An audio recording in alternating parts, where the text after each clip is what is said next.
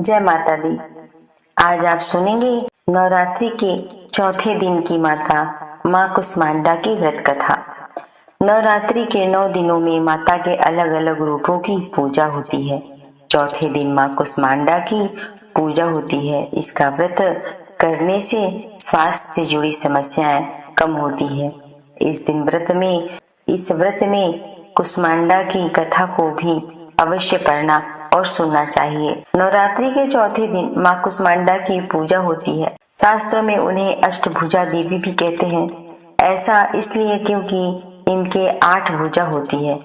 यह देवी शक्ति, ऊर्जा और सृष्टि की उत्पत्ति के लिए जानी जाती है। माना गया है कि माँ कुष्मांडा की कृपा से साधक को अलौकिक तेज, उत्तम स्वास्थ्य और आध्यात्मिक शक्ति प्राप्त होती है।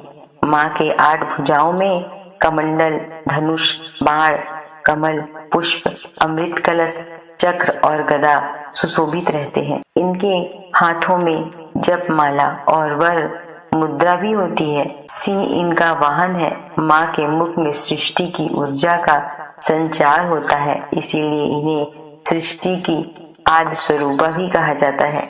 इसीलिए इनकी ऊर्जा जीवन में सकारात्मक ऊर्जा फैलाती है। इसीलिए आप भी चौथे दिन माँ कुष्मांडा की कथा को अवश्य सुने। पौराणिक कथाओं के अनुसार जब सृष्टि का कोई अस्तित्व नहीं था, चारों ओर अंधकार ही था, तब ब्रह्मांड का विस्तार नहीं हुआ था, उसी समय माँ कुष्मांडा ने अपनी दिव्य मुस्कान से अंडाकार ब्रह्मांड की रचना की। इसी कारण उन्हें कुष्मांडा कहा गया। माँ कुष्मांडा का अर्थ होता है कुष्मा यानी कद्दू, अंड ब्रह्मांड, कद्दू जैसी गोलाकार वस्तु और अंड के समान ब्रह्मांड की सृष्टि करने वाली देवी कुष्मांडा है। इसके बाद देवी ने सूर्य की उत्पत्ति की और उन्हें असीम प्रकाश प्रदान किया। उन्होंने सूर्य को इतनी शक्ति प्रदान की कि वह इस नवनिर्मित ब्रह्मांड को अपने तेज से प्रकाशित कर सके।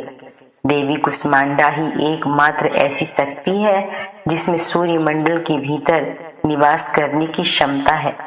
सूर्य के सारा तेज, ऊर्जा और जीवनदायी शक्ति उन्हीं की कृपा से है। इसके बाद देवी ने एक एक कर सभी ग्रहों और तारों, नक्षत्रों और आकाश गंगाओं की रचना की।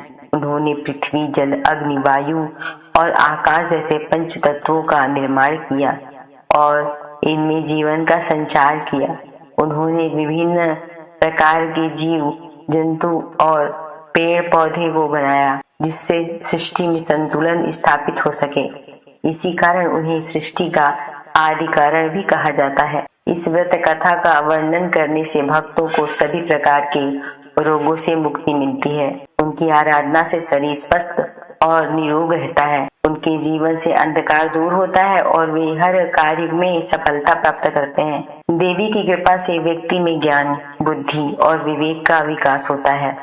वह जीवन के सही मार्ग पर चलने में सक्षम होते हैं। जय माता दी दोस्तों।